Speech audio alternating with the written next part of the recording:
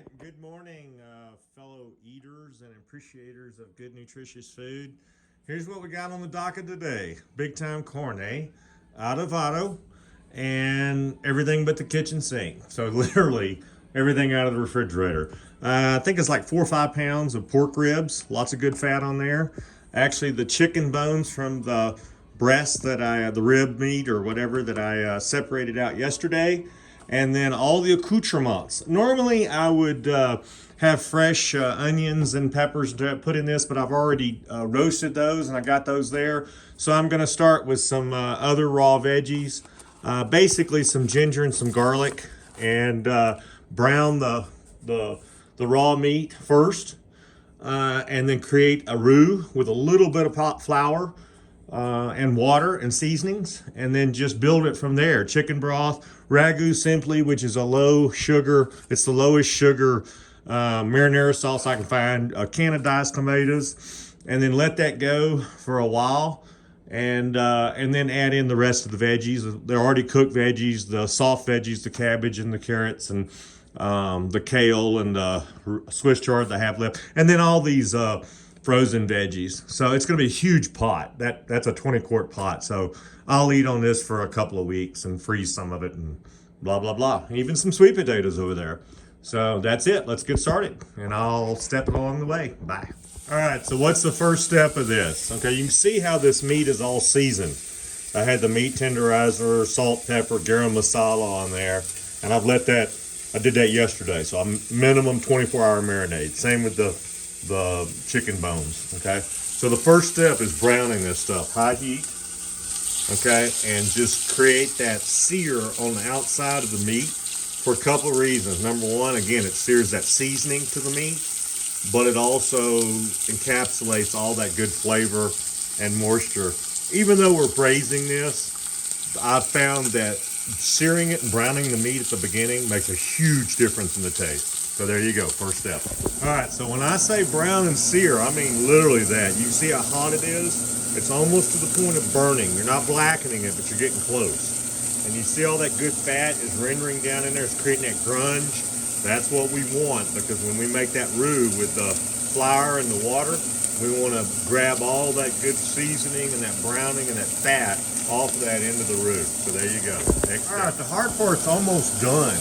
You see I've already seared all the ribs, and then I got the chicken bones in there, and that's going to create that incredible stock, right? So, yeah, that's the hard part. That's the hard prep part, is all this meat searing. The rest of it's pretty easy. But anyway, we're moving along here. Carne Adovada in progress. Well, it's not really Carne Adovada. Probably Mexican gumbo would be a closer approximation.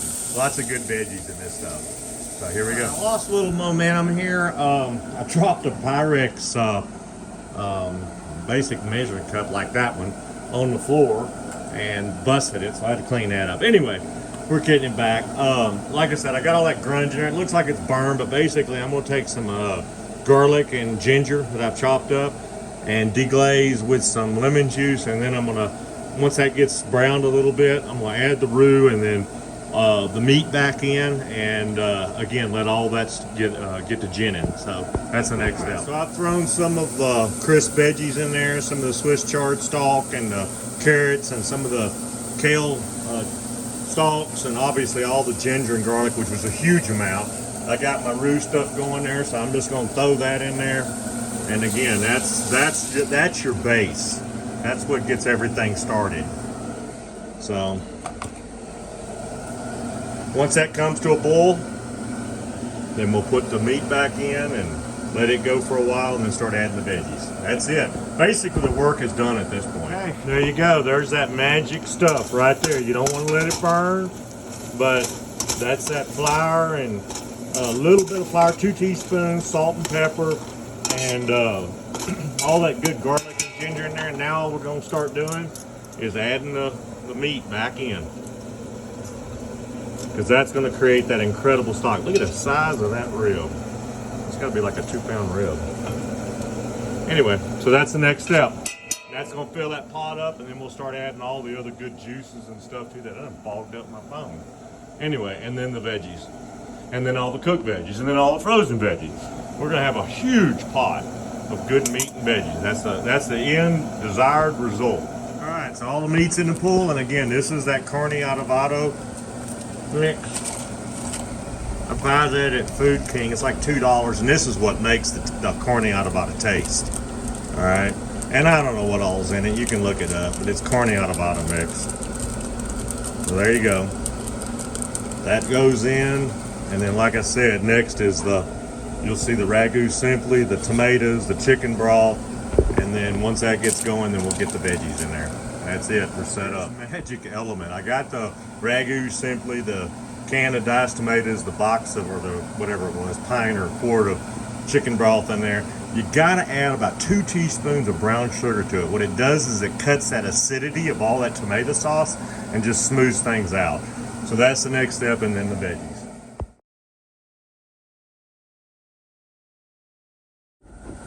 All right, so you can see I brought this up to a boil. What I did was cut up that whole head and that half a head of red cabbage, and I salt and peppered it. I'm gonna go ahead and put it in there because it's what I consider kind of a crisp veggie.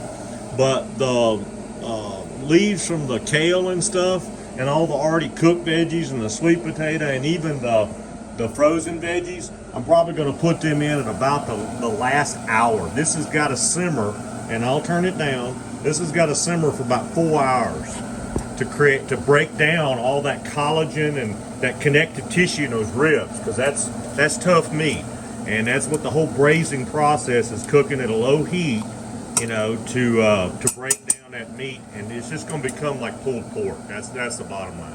So that's where we're at right now. All right, so I put all the red cabbage in there, and I actually added a whole nother quart of chicken broth. Because again, I want that to come to a boil, and it's not back to a boil yet, and then simmer for 4 hours. And I got all this stuff staged up over here. This will get added in like the last hour, because I don't like adding the soft leafy vegetables in there because they get too slimy. And all this frozen stuff, once it's boiling and coming up to boil, it'll all cook in. We'll add the cooked sweet potatoes. We'll add about half of these.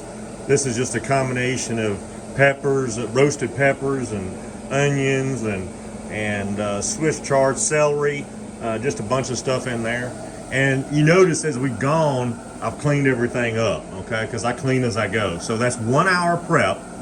I started at 6:33, at 7:36, and I spent 5 or 10 minutes cleaning up my little where I busted my Pyrex measuring cup. So less than an hour, and we'll have enough food here to eat for probably 2 weeks, probably 20 servings. So there you go. That's the way you do it. Like I said, we'll come back in about 4 hours, and I'll add all this stuff, so that'll be the next segment. All right, so here's the final product with everything in it. And let's just see if see the meat is starting to, it's just completely breaking apart now. And that's at about the 5 hour mark is where that occurs. I mean, I'll let it go for a little bit longer, but at 5 hours, all that rib meat just starts breaking down. So that's what you end up with, is that beautiful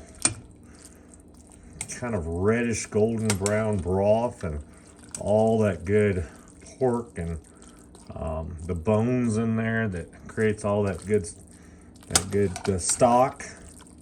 And yeah, it's got everything in it but the kitchen sink. So there you go. There's my version of Mexican gumbo, or you could call it pork vegetable soup. There you go. Bye.